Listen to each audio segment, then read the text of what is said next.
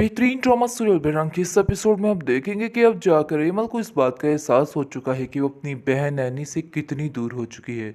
क्योंकि ये एहसास शहरयार ने उसके दिल में डाला है और उसको बताया है कि वो तुम्हारी बहन है और तुमसे बहुत ज़्यादा प्यार करती है, और उसने पता नहीं क्या क्या जतन किए और घर में जलील होती रही सिर्फ और सिर्फ तुम्हारी वजह से, और तुम आज उसके बारे में ये सारी बातें कह रही हो। देखो, ऐसा मत करो, अपने दिल को बुरा मत करो, ऐसा कुछ भी नहीं है।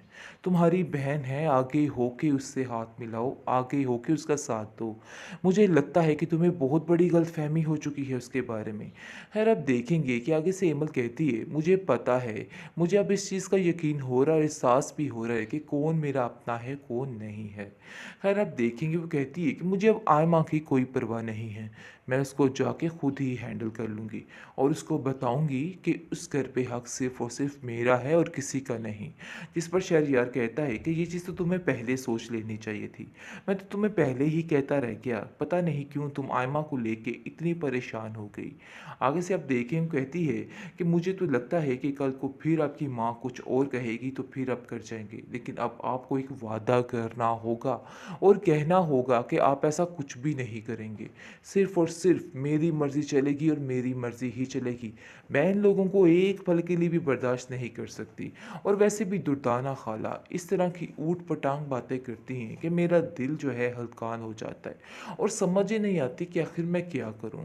इस औरत का तो मुझे बिल्कुल ही वहमो गुमान में नहीं रहता है। ऐसी ऐसी बातें बनाकर आगे मम्मी जी को बताई जाती हैं कि सारे मामलात ख़राब हो जाते हैं, जो मामलात बनने लगते हैं वो बिगड़ने लगते हैं। खुदारा इन लोगों का कुछ कीजिए, इन लोगों का बंदोबस्त कहीं और कीजिए, क्योंकि ये लोग हमें कभी भी चैन से जीने नहीं देंगे और कोई ना कोई नया इशू क्रिएट करते ही रहेंगे और अपनी परेशानी को ख़त्म कर सकते हो। जिस पर वो कहता है कि नहीं, ऐसी कोई बात नहीं और मैं बिल्कुल भी परेशान नहीं हूँ, इसलिए आपको भी परेशान होने की कोई ज़रूरत नहीं। वैसे इसको अपनी सारी हकीकत जल्द अज जल्द इस फ़ाखरा को बतानी चाहिए, ताकि फ़ाखरा जो कि दूसरों की बेटियों पर इल्ज़ाम लगाने पर बैठी होती है, इसको भी थोड़ी अक्ल आए और उसके दिमाग में कुछ बैठे कि कुछ भी हो जाता है होने को, इसलिए ज़्यादा ज़बान खोलना भी सेहत के लिए ठीक नहीं होता है।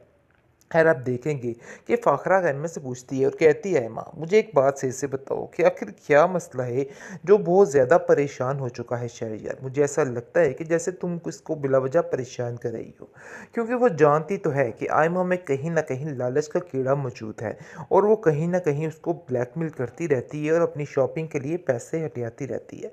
लेकिन आप देखेंगे, वो कहती है मुझे तो किसी बात का कोई नहीं है, असल बात तो ये है जो उससे आप खुद पूछ लीजिए, इसलिए मुझे इस तरह से परेशान करने की और सवाल जवाब करने की तो ज़रूरत ही नहीं है।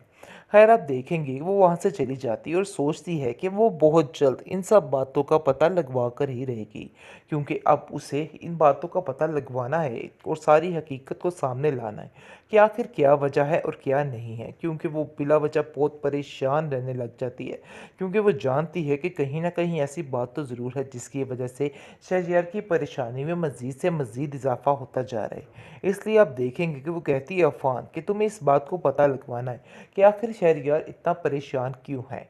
मैं जानती हूँ कि उसको इमल की टेंशन भी है, लेकिन ये परेशानी कुछ और ही लग रही है और कुछ और ही बता रही है, और मुझे ऐसा लगता है कि जैसे बात कुछ और है।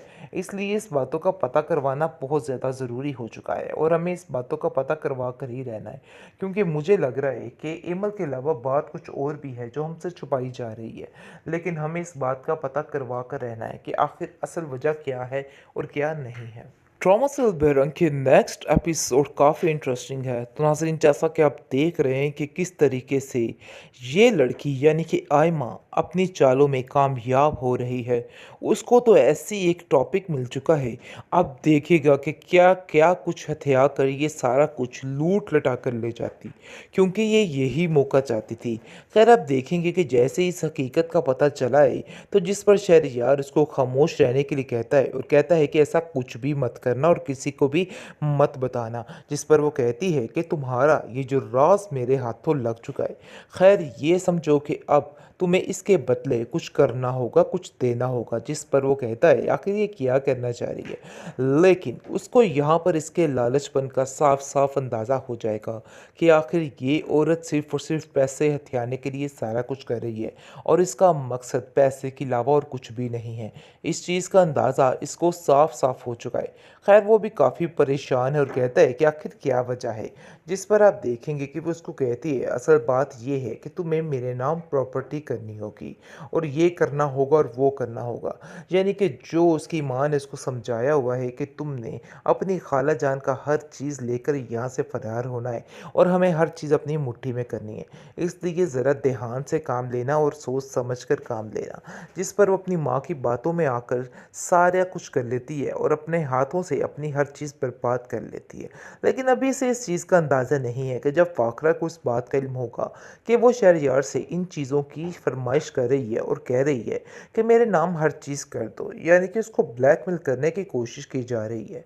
लेकिन आप देखेंगे कि फ़ाखरा कहती है शहरयार तुम काफ़ी दिनों से काफ़ी परेशान लग रही हो।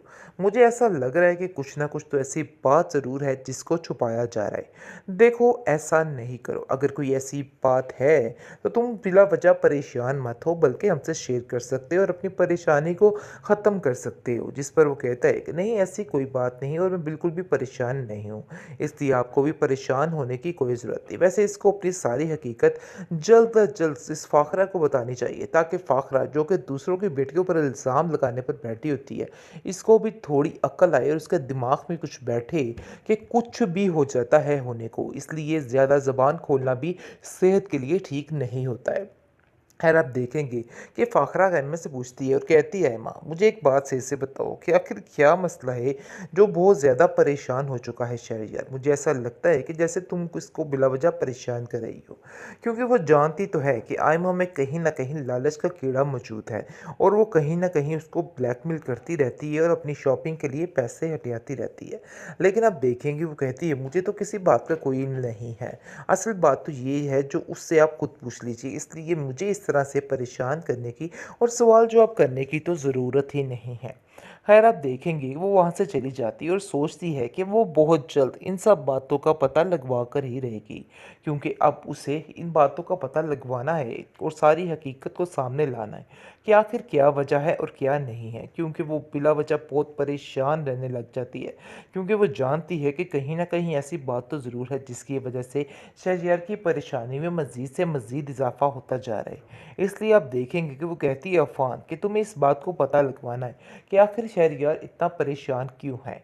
मैं जानती हूँ कि उसको हिमल की टेंशन भी है, लेकिन ये परेशानी कुछ और ही लग रही है और कुछ और ही बता रही है और मुझे ऐसा लगता है कि जैसे बात कुछ और है। इसलिए इस बातों का पता करवाना बहुत ज़्यादा ज़रूरी हो चुका है और हमें इस बातों का पता करवा कर ही रहना है, क्योंकि मुझे लग रहा है कि इमल के अलावा बात कुछ और भी है जो हमसे छुपाई जा रही है। लेकिन हमें इस बात का पता करवा कर रहना है कि आखिर असल वजह क्या है और क्या नहीं है।